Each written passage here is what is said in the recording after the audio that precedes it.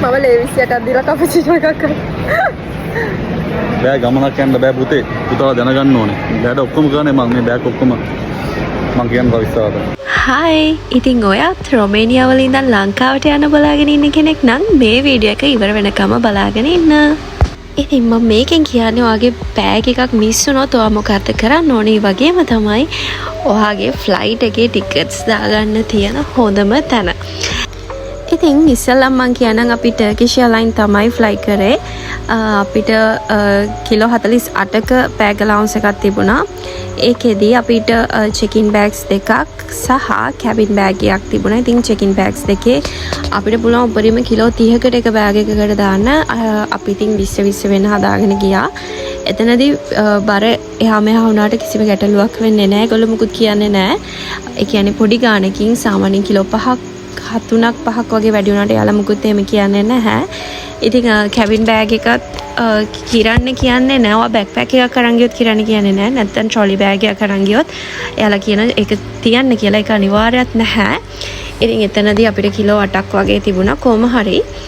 ඊට අමතරව තව මගේ බෑග්පැක් එකක් තිබුණා. ඉතින් ඔක්කොමත් එක්ක තිබුණු කිලෝ 48ට අමතරව ලොකු කිලෝ ගාණක් වැඩි වෙලා තිබුණා. ඉතින් අපි කොහොම හරි අන්තිමට මගේ බෑග්ස් 3ක් වුණා. බෑග්පැක් එකයි ට්‍රොලි බෑග් එකයි ඊට අමතරව මම අතට තව පොඩි බෑග් එකක් ගත්තා. ඉතින් කිසිම ඉෂුව එකක් උනේ නැහැ. කිසිම ප්‍රශ්නයක් නැතුව මම මගේ ඔක්කොම බඩු ටික අරගෙන ආවා. ඉතින් ඒ වගේම කියන්න ඕනේ ටිකට්ස් ගැන. ඉතින් මම ටිකට්ස් දාගත්තේ මාසෙකටත් අඩු කාලයක් තියෙද්දි. ඉතින් මම ගොඩක් තැන් වලින් රේට්ස් බැලුවා. ඒ අතරින් මට අඩුම රේට්ස් හම්බුනේ චාව් ට්‍රැවල්ස් වලින්. යුරෝ 795ක මුදලක් තමයි උනේ අපේ ෆ්ලයිට් ටිකට් එක එක්කෙනෙකුට. ඉතින් ඒ වගේම තමයි අපේ ට්‍රාන්සිට් එක තිබුණේ පැයක වගේ කාලයක්.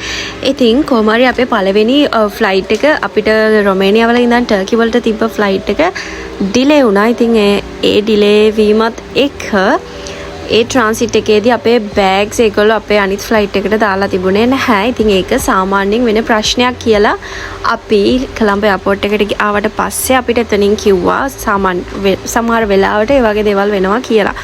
ඉතින් කලින් එහෙම වෙලා තිබෙන්නේ නැති නිසා අපි දැනන් හිටියේ නෑ එහෙම දෙයක් වෙනවා කියලා. කොහොම හරි ඉතින් අපි යාලට ඒවලේ කම්ප්ලේන් එකක් දැම්මා. ඉතින් ඒ කම්ප්ලේන් එක කොළඹ අවට නම් ඔයාලට ඊළඟට ටර්කි වල ඉඳන් ශ්‍රී ලංකාව වලට එන්න තියෙන ෆ්ලයිට් එකේ ඔයාලගේ බෑග්ස් ටික අනිවාර්යෙන් වෙනවා. ඉතින් කොළඹ අවට නම් ඒගොල්ලෝ එදාම ඒදා දවස් ඇතුළත අනිවාර්යෙන් බෙදනවා.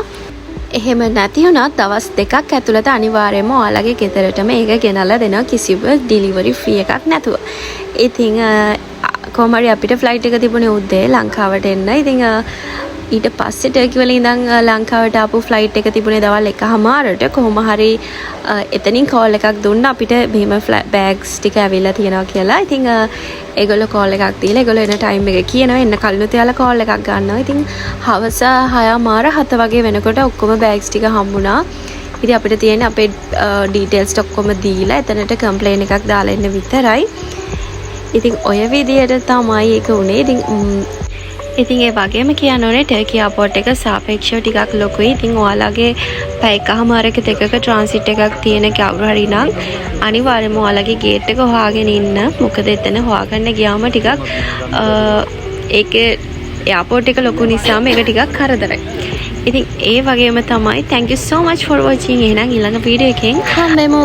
එහෙනම් ඊළඟ වීඩියෝ එක flight food rating